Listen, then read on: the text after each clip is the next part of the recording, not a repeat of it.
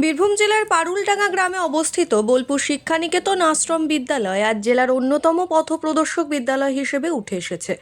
একসময় যেখানে মৃত জীবজন্তু ফেলার ভাগাড় ছিল, সেখানেই গড়ে উঠেছে এক অপূর্ব সবুজ উদ্যান।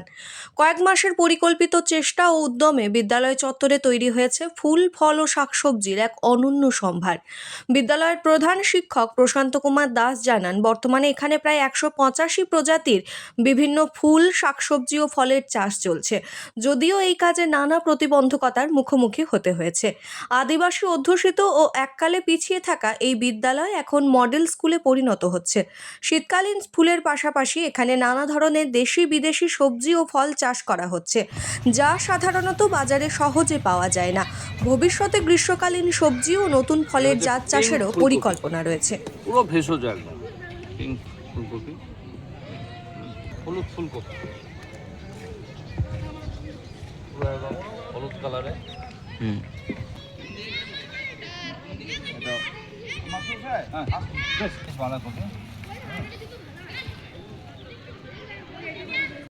যেটা একটা তেপান্তরে মাঠ ছিল বললি হয়, বিশাল এলাকা, কিন্তু ইউটিলাইজ করা পূর্বে হয় নাই।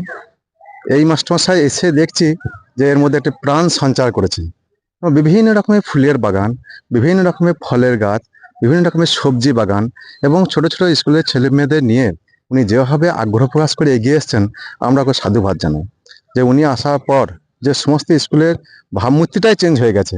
এত সুন্দর একটা প্রাকৃতিক দৃশ্য, সমস্ত মনোরম মুগ্ধ একটা পরিবেশ যে তিনি তৈরি করেছেন, সেটাতে এলাকাবাসীও খুব খুশি। এবং আমরা ম্যানেজিং কমিটির পক্ষ থেকে ওনাকে সাধুবাদ জানাই যে উনি এই ধরনের উদ্যোগ নিয়ে স্কুলটিকে একটা ভালোর দিকে নিয়ে যাচ্ছেন। এবং এতে যে আমাদের হোস্টেলের ছেলেরা থাকে, তারাও খুব খুশি যে এখানকার মধ্যে তারা ঘোরাঘুরি করছে এবং দেখছে ওদের মনে একটা বিকাশ ঘটছে। এবং এই সম্পূর্ণ প্রক্রিয়াটা যে উনি এগিয়ে নিয়ে যাচ্ছেন, তারা বলা অপেক্ষা রাখে না। তিনি প্রশান্ত কুমার দাস, এই পারুলডাঙ্গা হাই স্কুলের প্রধান শিক্ষক।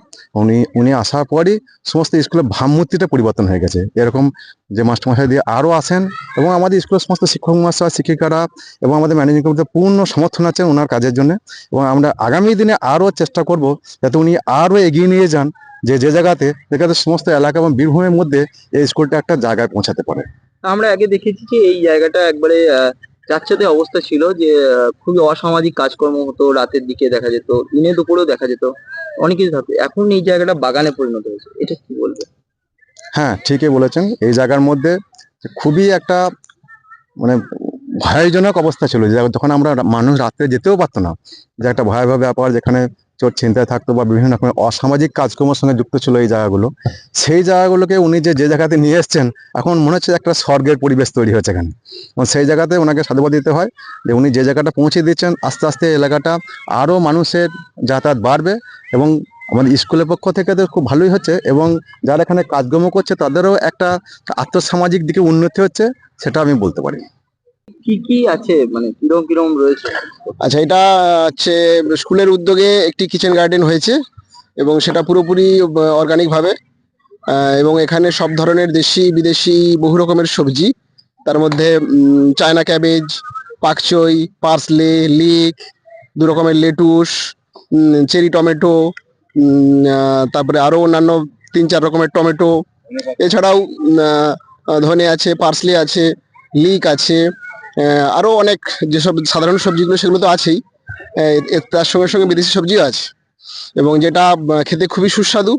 এবং বিদেশি সবজি বলে যে কঠিন বিষয় তা নয়, খুবই চাষ করা খুবই সহজ পদ্ধতি, খুব সহজে রান্না করা যায়, কাঁচাও খাওয়া যায়, এবং সবাই চাষ করুন। আপনি কি প্রতিদিন থেকেই আছেন? হ্যাঁ, আমি এখানে ছেলেদের সাথে 3 মাসের বেশি, মানে আমরা সেপ্টেম্বর থেকে এই কাজটা শুরু করেছি এখানে।